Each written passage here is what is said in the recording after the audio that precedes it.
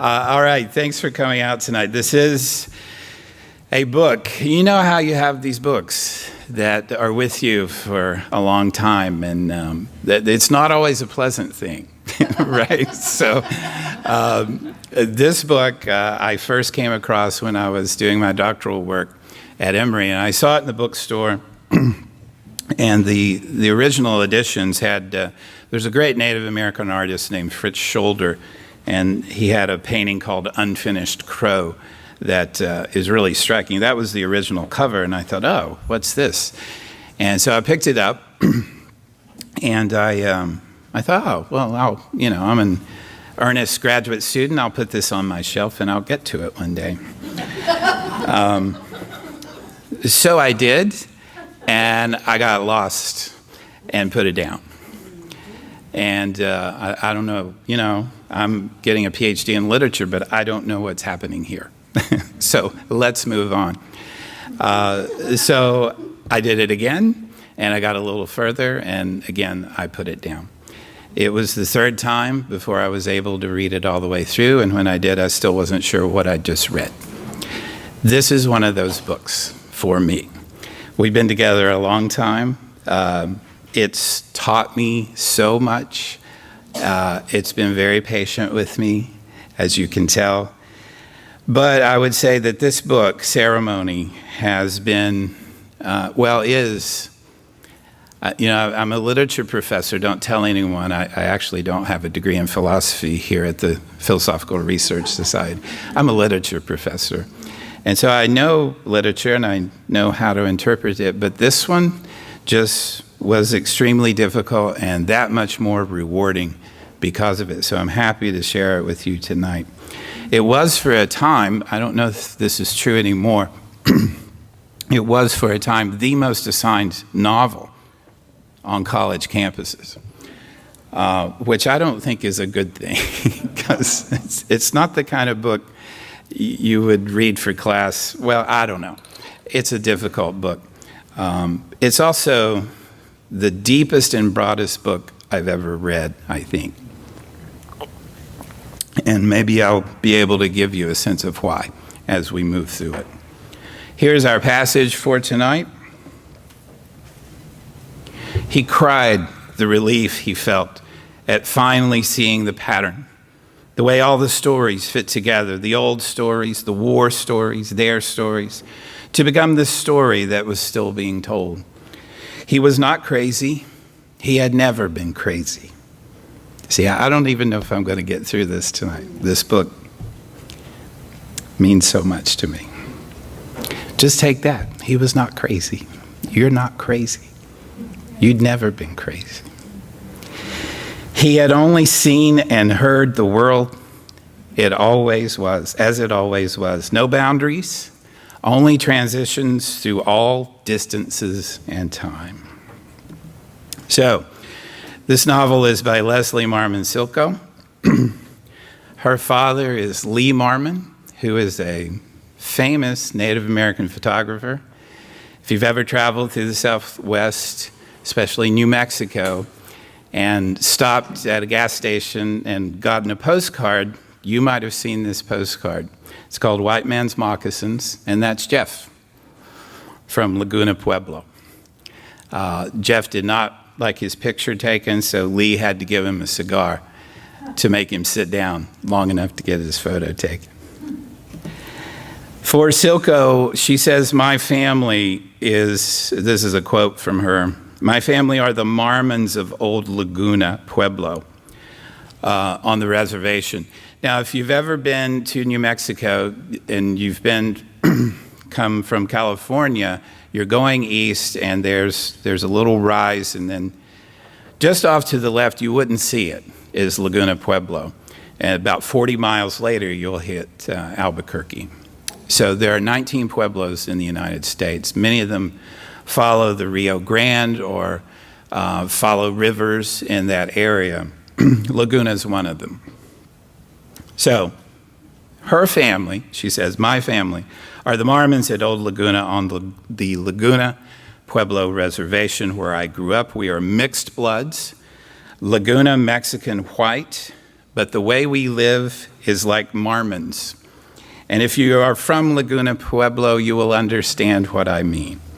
All those languages, all those ways of living are combined, and we live somewhere on the fringes of all three. But I don't apologize for this anymore. Not to whites, not to full-bloods. Our origin is unlike any other. My poetry, my storytelling rise out of this source. All right? So Silko began publishing when she was 11. A magazine called Nasty Asty. She had attended Laguna Day School and then eventually moved to the Catholic Day School in Albuquerque. And in the 6th grade, there was a dirty joke going around.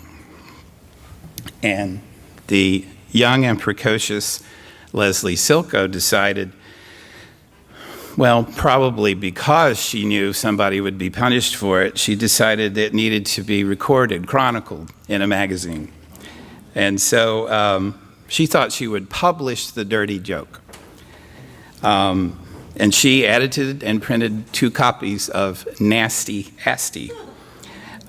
She decorated the pages with silhouettes, bunny tails and ears cut from her father's Playboy magazines. Hand-printed 2 copies of it for distribution to the class. And she writes in one of the introductions to her books that she thought about cutting out the bare breasts to adorn the magazine, but she knew that that would take attention away from the text.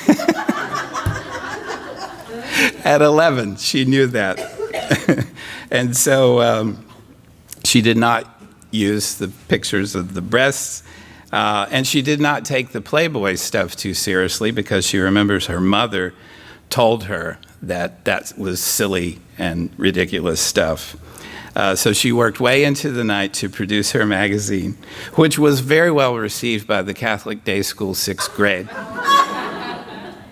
And of course, the punishment came. She was called into the principal's office eventually, but she was saved by the loyalty of her classmates, who argued, these 11-year-olds, that the story was going around orally anyway. All Silko did was publish what was already in existence. Remember this story. We will come back to it. She says that this incident is very telling for her and her negotiation of boundaries, especially with creative work. And she learned that the written word carries far more weight than the spoken word, because nobody got punished for the story going around. They are called into the office. The violation occurred when it was printed. As with Akhmatova, she drops out of law school.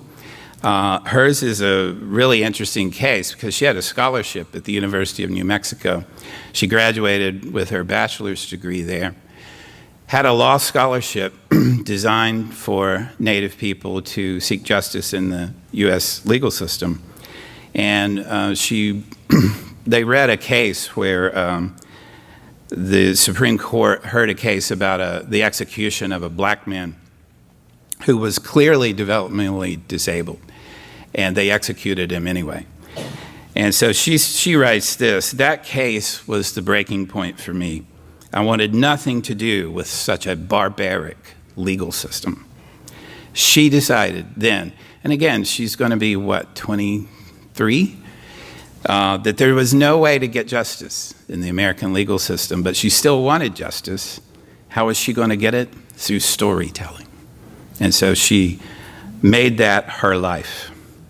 She goes to graduate school in English, doesn't last long there, but one telling memory is a class on William Blake, right, which you all know about, and especially his use of image and text. Right?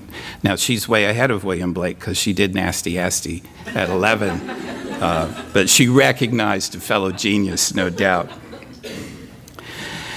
She was married to John Silko, and he worked for the justice system, worked for Native legal and land rights and moved to Ketchikan, Alaska. Now, Silko and her family, the Marmons, have been on that land, especially the Marmons, since 1880. And it's an area south of Laguna, between Laguna and Acoma Pueblo, if you know the area. Vast high desert with mesas and everything. I've been on it, actually. And so she moves from there to Ketchikan, Alaska, okay, with her husband and her young child, and writes Ceremony there. Now, Ceremony is a novel, as you'll see, about the Laguna area. So she's doing all this from memory, right? From some deep memory of the landscape and what it means to her. She eventually moves to Tucson, Arizona, where she writes another novel, Almanac of the Dead. There she is. So she's born March 5th, 1948 in Albuquerque. 1974, she publishes a book of poems called Laguna Woman. So she actually begins as a poet. She says she is a short story writer. That's how she always thought of herself.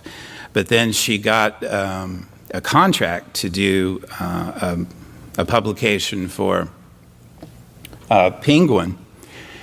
And she didn't know anything. She said she didn't know what she was doing. So she just said, I'll write anything. So they come to her with the idea for a novel. And she said, I didn't, she says this in her work, I didn't take how to write a novel in college. So she said, I know how to do a short story. I know how to craft something in that limited space. I didn't know what the hell to do with a novel. So that's the contract. She does it, and it becomes Ceremony in 1977, and that's what we're going to talk about tonight. 1981 is Storyteller. It's a really interesting book. It looks like a scrapbook. It's long, like this, like a picture album. Do you remember picture albums and scrapbooks? And it's got her photographs in it and some of the old photographs of the Marmons in Laguna.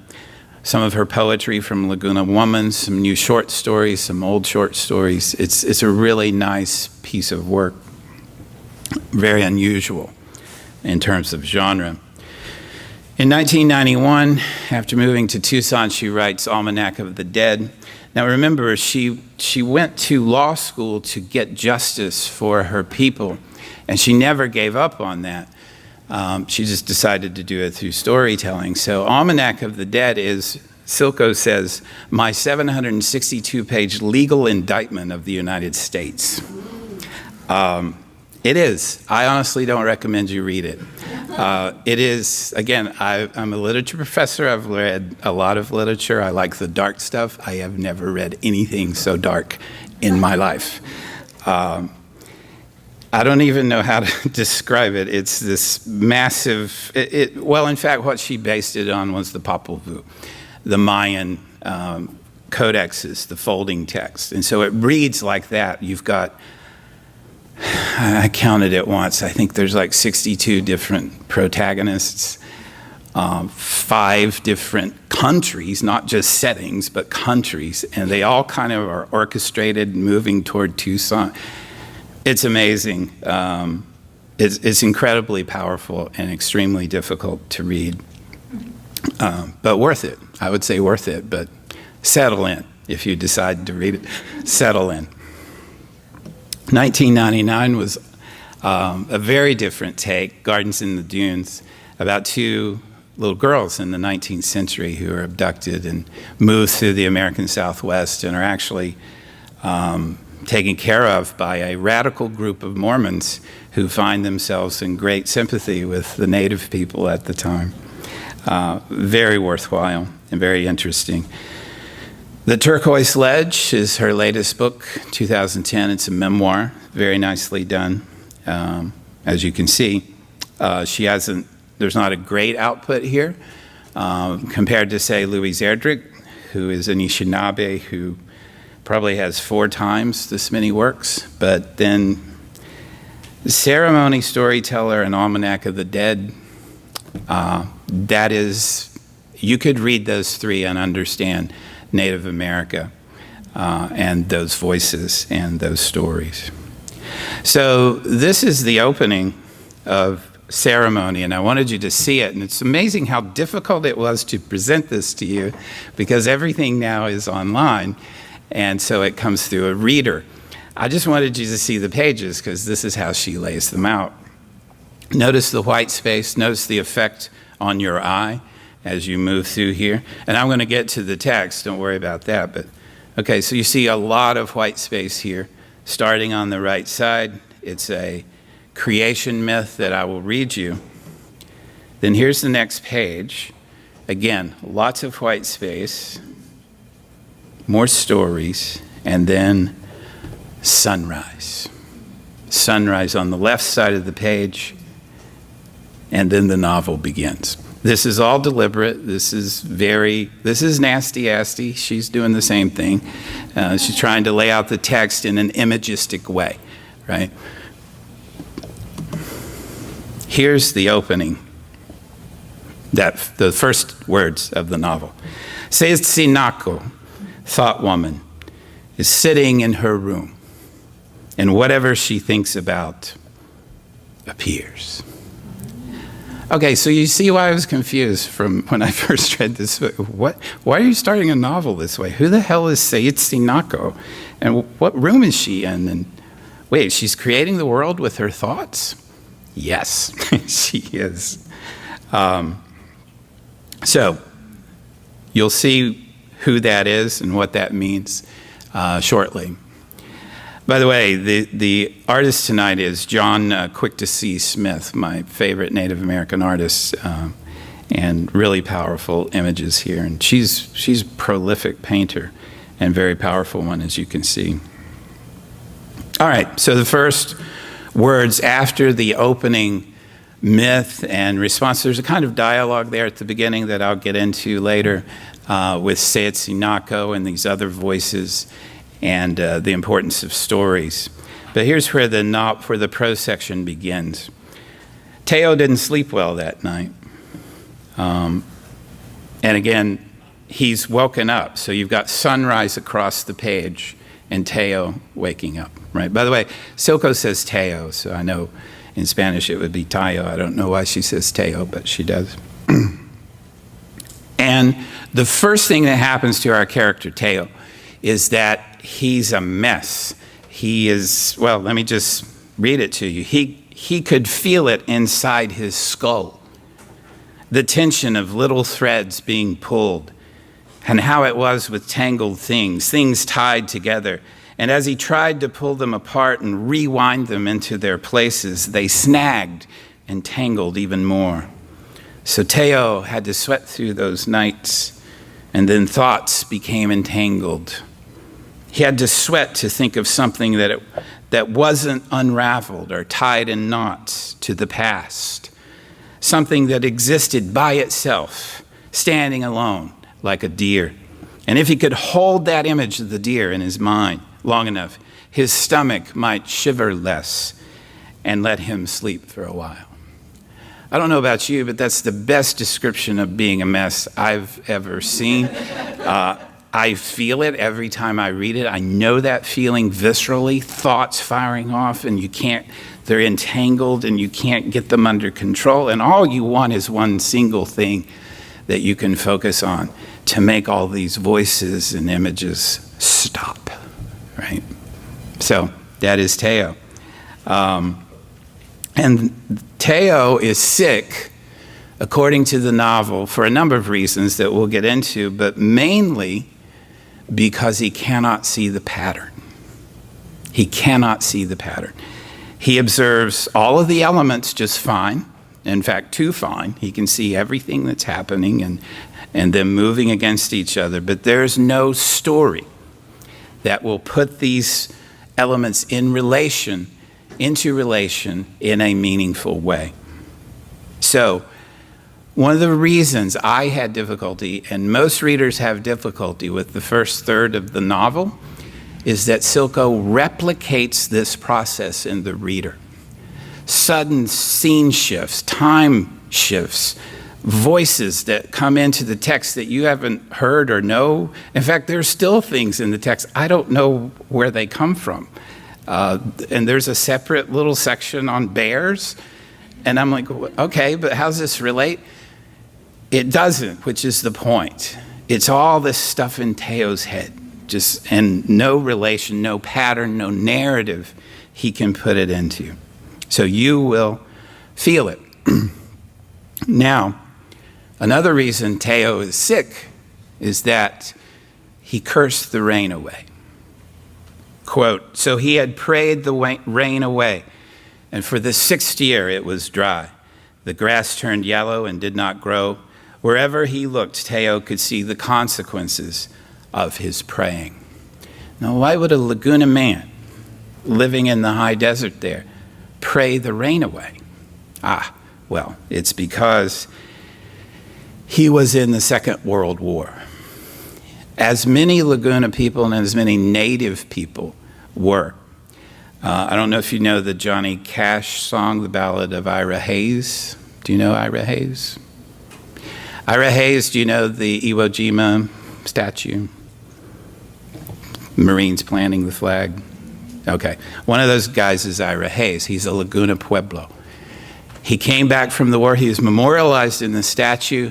He came back from the war. He was dead within a year from alcoholism. Well, that was the proximate cause, as we say. Teo went to war with his cousin Rocky, Rocky is this archetype of the perfect man for Western culture. He's, and I guess for Laguna culture too, at least in Teo's eyes, because he's his big brother, his big cousin. Rocky's just like perfect. He's athletic, he's strong, he's not especially bright, but hey, that's an advantage in some ways and in some cultures. And so actually it's the recruiter who gets Rocky to sign up, and Teo, wanting to be with his cousin, whom he adores and idolizes, joins too. So they're both in the Philippines, and they end up taken prisoner by the Japanese and forced on the Bataan Death March. So they are marched literally to death, and before they arrive at the prison camp where they're being marched, Rocky dies as the rain comes down. The description here is horrific as the Japanese soldier rams the butt of his gun into Rocky's face and shatters his skull. And all this is happening. Rocky just kind of disappears. This is the jungle. He kind of disappears into the rain and mud. He just, like he's being eaten and absorbed. And that's when Teo cursed the rain. The incessant rain that buried his beloved Rocky in mud and water. Now, a really interesting part of the novel is how the other characters, especially the other veterans, respond. And so there are his, I was going to say friends, Harley's his friend, but the others are not especially his friend. And they're veterans, and they've come back. And one of them, his nemesis, is named Emo. And Emo says this about the drought. Emo liked to point to the restless, dusty wind and cloudless skies, to the bony horses chewing on fence posts beside the highway. Emo liked to say, look what is here for us. Look, here is Indian's Mother Earth, old dried up thing. And Teo's anger made his hand shake. Emo was wrong. He was all wrong. So Teo knows this. He knows that's not the way. He knows that's not the path to healing, quite the opposite. It's a new kind of sickness. But at the same time, he cannot stop himself. He comes back to Laguna. Again, Rocky has been murdered. And eventually, of course, the Japanese lose the war. And over there in the Philippines, Teo is ordered to shoot the Japanese soldiers. And he refuses. So they send him home. And he refuses because all he can see in the faces is his uncle Josiah, right? Because he's another human being. Remember this too, as part of the ceremony. The only cure I know is a good ceremony. That's what she said, is one of the opening lines of the text that I showed you there. Teo is told to shoot these soldiers, but he can only see a relative, right? Even though these are Japanese soldiers he's never met, all he can see is a relative. So he goes to the army psychiatrist. And the psychiatrist says, "What's wrong with you?" And he says, "I feel like white smoke." You ever feel like white smoke? Insubstantial, incoherent, nobody can see you. You kind of move through things and they move through you. And the psychiatrist does what a psychiatrist does. He gives him some medicine.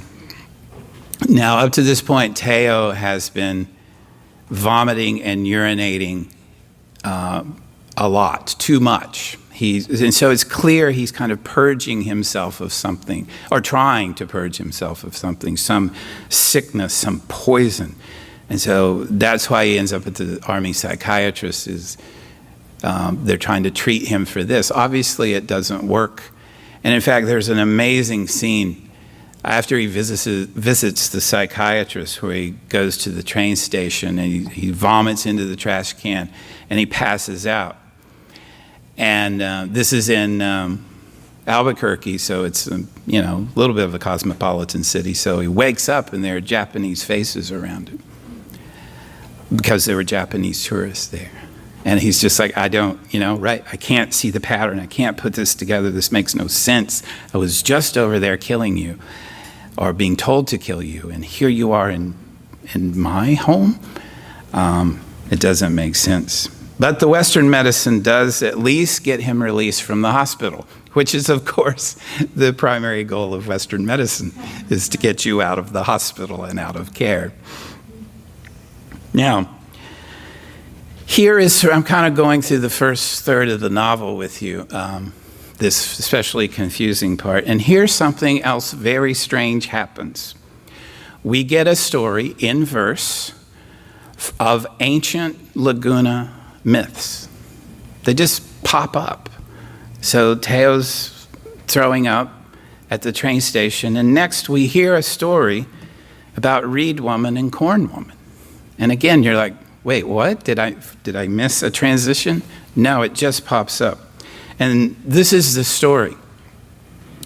In the summertime, Reed Woman, right? She's a reed, she lives in the water. She spent all her time bathing, sitting in the river, splashing down the summer rain, as the novel puts it. Her sister, Corn Woman, works very hard every day in the field, sweating and getting sore hands. Finally, Corn Woman tires of her sister's behavior, because you know how sisters are, and expresses her anger by scolding her for bathing all day long. Reed Woman responds by returning to the fourth world.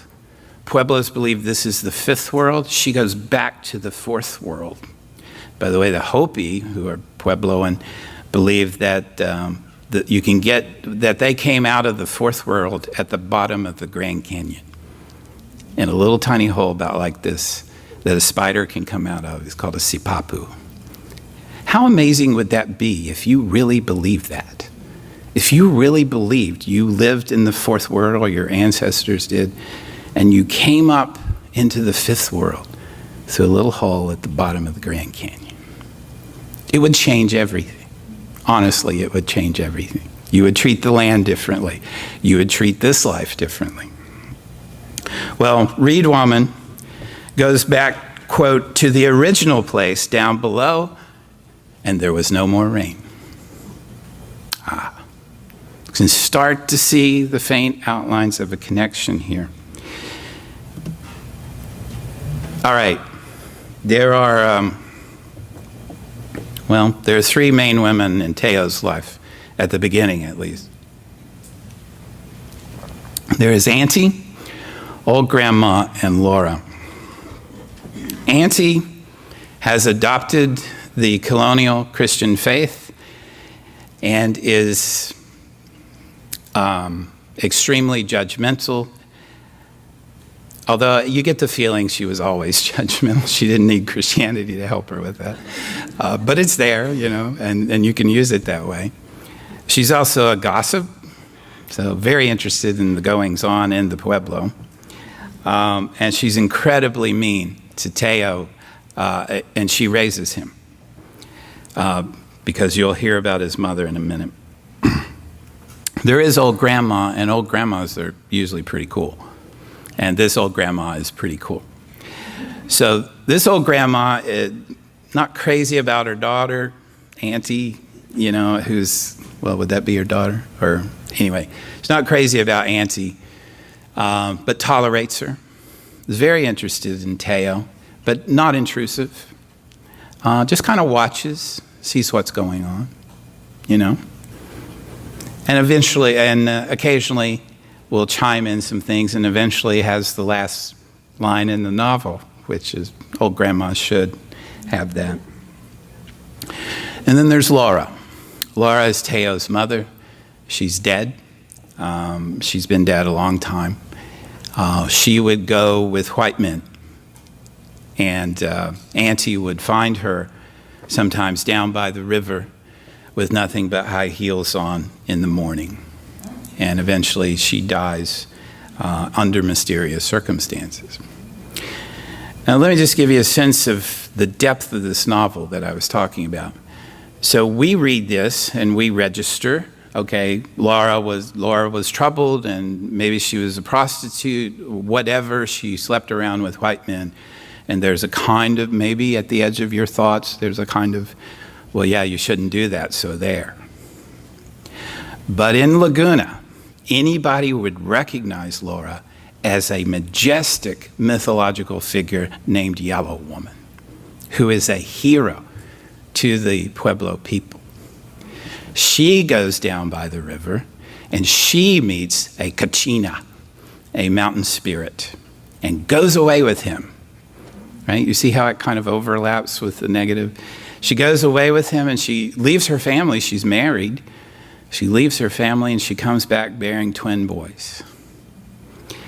Silko loves this story and tells it in many different ways. The twin boys are born, and they become the culture heroes of Laguna Pueblo. A culture hero is a mythological figure that teaches you how to live, that brings culture to you. Right? So Yellow Woman's, Konichinaki is her name, Konichinako, when she sins, is not a sin, of course, she crosses the river and she brings back culture. Laura, Teo's mother, there's no more Yellow Woman. She is a Yellow Woman figure, but there is no room for the Yellow Woman myth, and so she gets destroyed. I could do all night on Yellow Woman. She's an amazing figure. So these are the three women in his life, the main women in his life. All right, so old grandma says, you know what? You got released from the hospital, but I can tell you're not well. I want you to go see old Kush, the Pueblo medicine man. And he doesn't want to.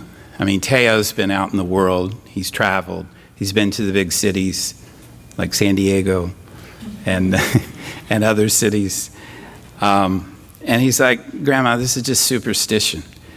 And so she has to work very hard to convince him to go see Kush. And Kush is an old man, and he knows what he knows, and he's not seen as much as Teo has seen, at least in terms of the contemporary white world. And so he tries to help Teo. And one of the first things he says is, have you killed someone? Or have you been a part of a group that has murdered? And Teo says, I don't know. And Kush says, I don't understand. And of course he doesn't understand, because he doesn't know about bombs or long-range weapons or killing a man you don't know, that you've never met before. He just doesn't understand. And so he does the best he can with Kuish does with Teo. And he does have this. He says this. He acknowledges his limitations. Kuish says, there are some things we can't cure like we used to, not since the white people came. But he does give Teo some instruction. And this is Silko. The instruction is, you know, my son, this world is fragile. And here's Silko, the narrator. The word he chose to express fragile was filled with intricacies of a continuing process, and with a strength inherent in spider webs woven across paths through sand hills, where early in the morning the sun becomes entangled in each filament of the web. It took a long time to explain the fragility and intricacy because no word exists alone. And the reason for choosing each word had to be explained with a story about why it must be said in this certain way. This was the responsibility that went with being human. Old Kuish said, the story behind each word must be told so that there could be no mistake in the meaning of what had been said, and this demanded great patience and love.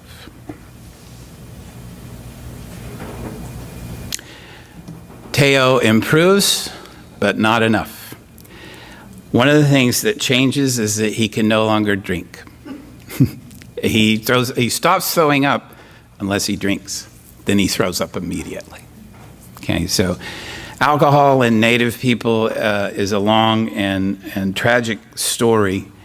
I don't know if you remember Dances with Wolves. Do you remember the scene I'm thinking of where the Oglala come and visit him at his camp, and he makes coffee for them, and he plops sugar into their coffee? Apparently, I don't know, but I've read that among indigenous people, there's a weakened resistance to sugar. That, you know, their constitution, just where they're from, their ethnicity makes it so that they're susceptible to sugar and sugar products like alcohol. I don't know. This is what the novel says. Liquor was medicine, right? Liquor was medicine for the anger that made them hurt, for the pain of the loss, medicine for tight bellies and choked up throats. He was beginning to feel a comfortable place inside himself. He's starting to drink again, close to his own beating heart, near his warm belly. He crawled inside and watched the storm swirling on the outside, and he was safe there. The winds of rage would not touch him. And for anyone who's done that, who's gone to that place through alcohol or something else, I think that's exactly right. You're finding a comfortable place inside yourself to watch the storm outside. Now, this is what I read to you was a scene in a bar that I want to elaborate on, because this is Teo's story. So he and his friends, the veterans, Emo, Harley, Leroy, and some others, they go to this bar and they start drinking and they start telling stories. And for the others, it's about the conquest of white women. It's about sleeping with as many white women as they can, basically about passing as white. That's what all their stories are about. Teo says, I got a story. He's now been drinking. He says, I got a story for you. One time there were these Indians, see? They put on uniforms, cut their hair. They went off to a big war. They had a real good time, too. Bars served them booze. Old white ladies on the street smiled at them. At Indians. Remember that, because that's all they were, Indians. These Indians fucked white women, had as much as they wanted to. They were MacArthur's boys. White whores took their money, same as anyone. These Indians got treated the same as anyone. Hear that refrain? Wake Island, Iwo Jima, they got the same medals for bravery, the same flag over the coffin. Now his friends are saying this story is not going to a place where they want it to go. So they interrupt Teo, order more drinks. Teo gets upset and he says, no, I didn't finish my story yet. See, these dumb Indians thought these good times would last. They didn't ever want to give up cold beer and blonde cunt. Hell no. They were America the Beautiful too. And this was the land of the free, just like teachers said in school. They had the uniform and they didn't look different no more. They got respect. He could feel the words coming out faster and faster, the momentum building inside of him like the words were all going to explode. And he wanted to finish before it happened. I'm half-breed. I'll be the first to say it. I'll speak for both sides. First time you walked down the street in Gallup or Albuquerque, you knew, don't lie, you knew right away. The war was over, the uniform was gone. All of a sudden, that man at the store waits on you last, makes you wait until all the white people bought what they wanted. And the white lady at the bus depot, she's real careful now not to touch your hand when she counts out your change. You watch it slide across the counter, and you know, God damn it, you stupid sons of bitches, you know. That is Teo's story. And later, as the men, the veterans, begin to tell their stories again, and again, it's the conquest of white women and basically passing as white, even though they're from Laguna. The narrator says they began to beat their beer bottles like drums as they told the story. You see what's happening there, right? The ceremony is being perverted and profaned to tell this story. This is a drum circle, should be in a ritual setting, but it's in a bar, and it's the wrong story. It's the wrong story. Well, after this scene, we get another one of these verse sections of the novel, which is right out of Laguna mythology. And it's Pacayani's story. And it's about the twins Masiwi and Oyuyewi. And their job, these twins, was to make sure the corn altar was kept in shape and attended to and had corn for corn woman, right? And then there is Pacayani's magic that comes along. And Pacayani says, hey, you have to do that. Let's do it through magic. And they get distracted, as we do. They get distracted by this magic and do not attend to the corn altar. And so Corn Mother takes away the plants and the grass and the rain clouds. It's not a big deal. You don't pay attention to something, it goes away, right? Pretty simple. Fortunately, there's Hummingbird's story. The wind stirred the dust. This is another one of these verse interludes, right, that don't fit but do as you move through the text. The wind stirred the dust. The people were starving. She's angry with us, the people said, maybe because of that Chiokyo magic we were fooling with. We better send someone to ask for forgiveness. They noticed Hummingbird was fat and shiny, had plenty to eat. They asked how come he looked so good. He said, hey, down below, 3 worlds below this one, everything is green. All the plants are growing, the flowers are blooming. I go down there and eat. Right? What a brilliant story. You've got to go back to the source, right? And we're going to see that later on. Brilliant little story. So, Emo's story, again, Teo's nemesis here. They're at the bar, he has a bag on the table, and he's playing with the bag, and it makes a noise. And they say, of course, what's in the bag? And he says, it's the teeth of a Japanese soldier I killed. So it's a little fetish for emo. And he starts telling a story again, and it's the same old story about how they had sex with white women, and they were just like white people. They were living the life of white people. And so Teo breaks his beer bottle and stabs emo in the stomach with it. And says, and stops the story. Remember that too. And then there's Laura's story, his mother's, one that I've already mentioned. This is Yellow Woman, an amazing, powerful hero figure in Laguna mythology that she is prevented from living out by the changes that have taken place. She is Yellow Woman. She is the night swan. There's a whole thread here, more than a thread, a current of women in this novel and their role in healing that echoes Laguna Pueblo mythology and culture. Laura is not healed, but the night swan is a dancer that Josiah meets, his uncle Josiah meets when he's in Cubero. And she's not just a one-night stand. In fact, they're together several nights, but she's a mythological figure. She's Yellow Woman. And all these things start to converge as you read through the story. The night swan, and then eventually we will meet a woman named Sepina.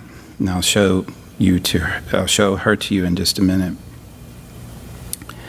So eventually, and again, I'm skipping over vast amounts of stuff to get the story to you in hopes that you'll read it for yourself. Teo, after Kuish's ceremony, starts in motion. He doesn't know what he's doing. Kuish does not give him a ceremony. Kuish just does the best he can and starts Teo on his journey. So Kuish is kind of like the oracle. He's kind of the call to adventure. Teo doesn't yet know what he's doing, but eventually he does. And it happens through these women that he meets. He actually meets the night swan, Josiah's lover. So he has to connect with women. And I don't mean the feminine. He has to connect with women. He has to connect with that energy, with Mother Earth, with the feminine healing powers. And he does this eventually. He goes to a place called Dripping Springs. I've actually been there. It's this cave in the mesa where there's a pool of water and it keeps dripping. And it can be 95 outside the cave and it's like 70 inside the cave. It's one of the most beautiful places I've ever been. And so he spends some time there with a woman named Tseh, T-S-E-H. And then the stories start to meet. Remember at the beginning, he could not see the pattern. It was madness. It was too much. He couldn't put it in any order. He just wanted one thing. But there's not just one thing, is there? There are many things. They need to be in a story, in a pattern. So he's at the pool, Dripping Springs, which is on the Marmon Ranch. And here is the line. Here is the section. Dragonflies came and hovered over the pool. They were all colors of blue. And color means so much in this novel. Powdery sky blue, dark night blue, shimmering with almost black, iridescent light, and mountain blue. There were stories about dragonflies too. He turned. I love that line. He turned. He turned, right? You have to turn. If you're miserable and sick, you have to turn. All right. He turned. Everywhere he looked, he saw a world made of stories. The long ago, time immemorial stories, as old grandma called them. It was a world alive, always changing, always moving. And if you knew where to look, you could see it. Sometimes almost imperceptible, like the motion of stars across the sky. By the way, this is Sepina. It's Mount Taylor, which you can see from the freeway. But the Laguna name is woman veiled in rain clouds. That's a lot better than Mount Taylor, isn't it? And that's it, right? She's a woman veiled in rain clouds. So this goes with Teo's epiphany, is that the world is made of stories. So now I don't see Mount Taylor, I see Cepina. I see the woman veiled in rain clouds. And I see women everywhere. And I need to connect with them for healing. And in fact, when he and say, and by the way, all these names begin with TS, Cepina, say, and then remember at the beginning, Sayetsinako, thought woman, all connected, right? And he and say, make love, have sex at Dripping Springs, and this line begins his healing. She moved under him, her rhythm merging with the sound of the wind shaking the rafters and the sound of the rain in the tree, and he was lost somewhere, deep beneath the surface of his own body and consciousness, swimming away from all his life before that hour. So I don't mean something trite when I say that Teo has to reconnect with women, because this is what women do. They are the source of life. That's all that is, but that's enough, right? Swimming away, because there's water there, right? Deep beneath the surface of his own body, swimming away from all his life before that hour. Oh my God, I hope you've had this experience of swimming away from your life, especially when you're sick and lost. So, this is a book about ceremonies, or one ceremony. Where do we get the ceremony? Now again, I've taken you through about the first third of the book. So I'm not going to take you through the last 2/3 with the same pace. We need to meet Bettany. Bettany is an amazing figure. He's a Navajo medicine man who lives up above Gallup. And he collects calendars and clocks, native stuff, Navajo stuff, Diné stuff, but also everything he can get his hands on. And Teo tells him what happened to him. And he says, you were right to see your uncle Josiah in the faces of those Japanese soldiers. Thousands of years ago, we were the same family. So you're not crazy, right? You're not crazy. And the text reads, Teo's sickness was only part of something larger. Something larger. And his cure would be found in something great and inclusive of everything. Do we get those cures here, today, in 2019, in America? Do we get a cure that is great and inclusive of everything? We get a pill. Fine. But this is the cure we need. We need to be related to everything, or we're not going to get well. How does Bettany do this? After all, Kuish was a respected medicine man, beloved by his tribe. But he couldn't really do anything for Teo. He got him to stop drinking most of the time. But Bettany has a different way. Here's Bettany speaking of his method. There are some things I have to tell you, Teo, Bettany began softly. People nowadays have no idea about ceremonies. They think ceremonies must be performed exactly as they have always been done. Maybe because one slip-up or mistake and the whole ceremony must be stopped and the sand painting destroyed. So he's talking about a Navajo sand painting, which is what a medicine man will do among the Navajo. And basically, it's a recreation of the world. You sit in the middle of the creation story because that's how you get well. You go back to the beginning. You get reborn. Okay. So that's why he refers to sand painting. That much is true. They think that if a singer tampers with any part of the ritual, great harm can be done, great power unleashed. He was quiet for a while, looking up at the sky through the smoke hole in the teepee. That much can be true also, but long ago when people were given these ceremonies, the changing began. If only in the aging of the yellow gourd rattle, or the shrinking of the skin around the eagle's claw. If only in the different voices from generation to generation singing the night chant. You see, in many ways, the ceremonies have always been changing.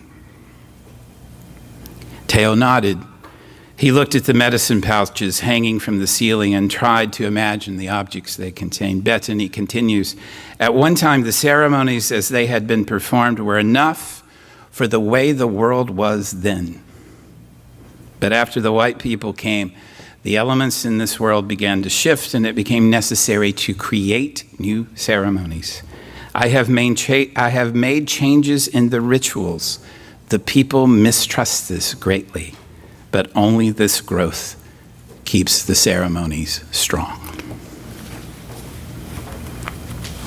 And later, Teo now starts to get it. He begins to see the way forward, and he says something about white people, or I forget what he says, something about,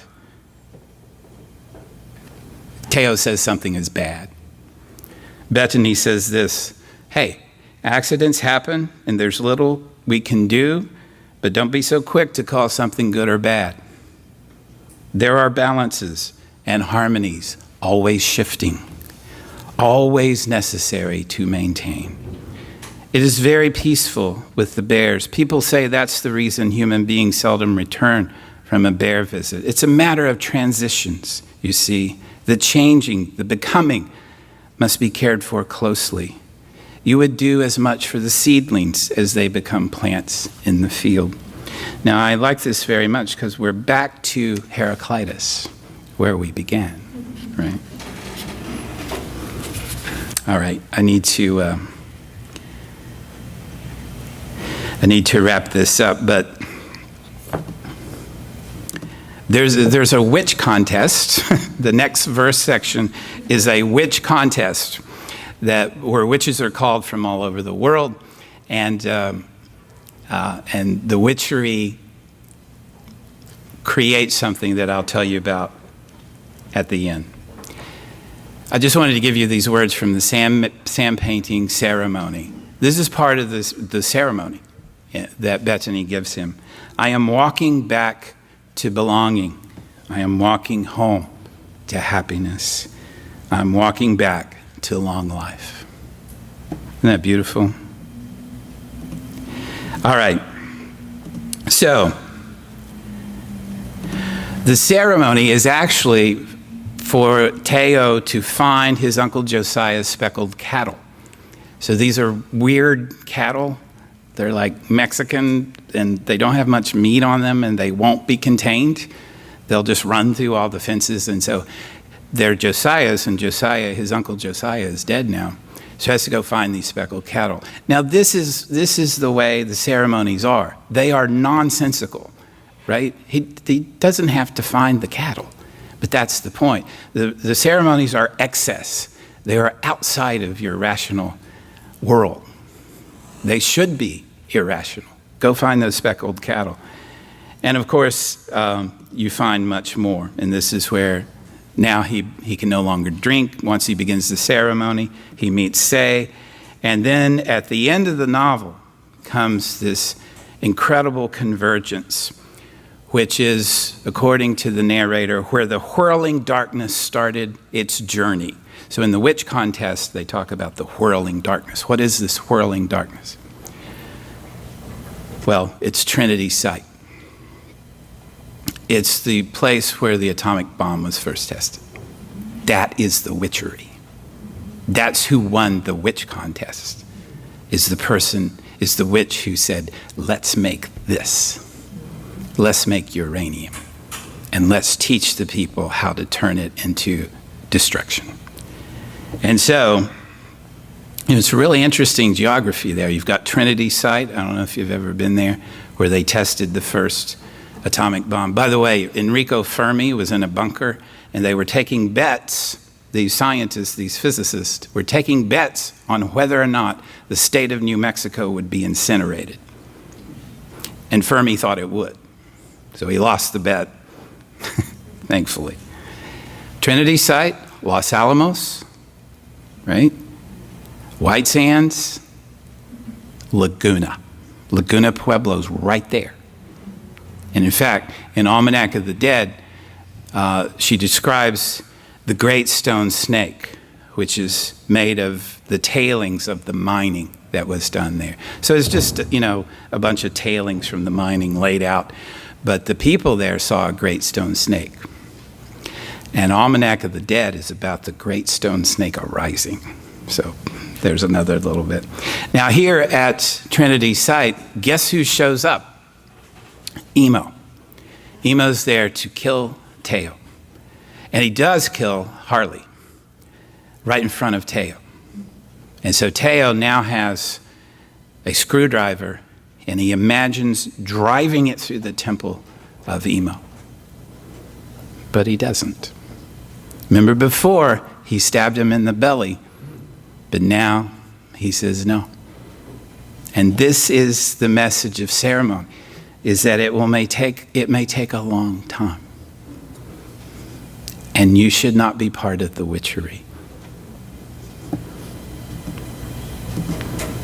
And at the end, he cried at the relief he felt at finally seeing the pattern, the way all the stories fit together, the old stories, the war stories, their stories, to become the story that was still being told. He was not crazy. He had never been crazy. He had only seen and heard the world as it always was. No boundaries, only transitions through all distances and time. And this is the last page. Sunrise, accept this offering. Sunrise. Thank you.